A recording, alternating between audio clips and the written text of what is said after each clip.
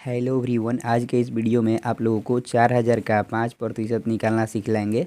तो देखिए, जब भी आप लोग इस तरह के प्रतिशत वाले सवाल को हल कीजिएगा तो यहाँ से जो इतना पार्ट है ना, जहाँ पर हम लकीर खींच रहे हैं, यहाँ से इतना पार्ट को आप लोग ध्यानपूर्वक देखिएगा और समझिएगा। यदि आप लोग यहाँ से इतना पार्ट का मतलब समझ जाएंगे ना, तो इस तरह के प्रतिशत वाले सवाल बहुत ही आसानी से और जल्दी बना पाएंगे।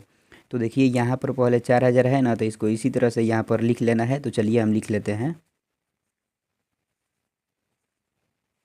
यहाँ पर का है, आप लोग ध्यान दीजिएगा, हम यहाँ पर भी का लिखे हुए हैं।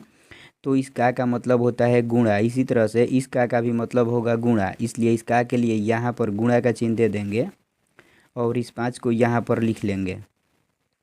देखिए, यहाँ पर प्रतिशत का चिन्ह है। थोड़ा सा आप लोग फिर से ध्यान दीजिएगा, हम यहाँ पर भी प्रतिशत के चिन्ह दिए हुए हैं। देखिए, तो इस प्रतिशत के चिन्ह का अर्थ होता है 1/100। इसी तरह से इस प्रतिशत के चिन्ह का भी अर्थ होगा 1/100।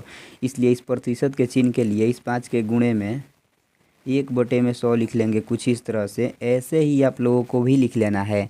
तो अब यदि आप लोग यहाँ पर देखते होंगे तो जो इतना पार्ट यह बन गया ना, यह बाटा वाला गुणा बन गया।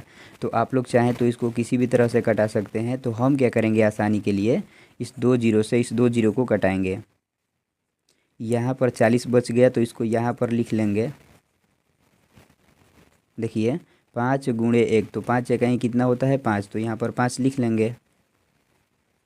अब इस 40 में इस 5 से गुणा कर देंगे। तो देखिए, गुणा करने का सबसे आसान तरीका हम क्या करेंगे, इस 5 से इस 4 में गुणा करेंगे तो पंचों का कितना होता है 20 होता है। तो यहाँ पर 20 लिख लेंगे। लेकिन ध्यान दीजिएगा, यहाँ पर एक जीरो है तो यहाँ पर भी एक जीरो दे देंगे, यानी हम लोग का आंसर आ जाएगा 200। इस तरह से आप लोग भी इस तरह के प्रतिशत वाले सवाल को बहुत ही आसानी से हल कर सकते हैं। आप लोगों को हम जानकारी के लिए बतला दें कि आप लोग इस सवाल को इस तरह से भी समझ सकते हैं कि 4000 रुपये का 5% कितना होगा। तो जब हम लोग 4000 रुपये का 5% निकालेंगे, यही 200 रुपये आएगा।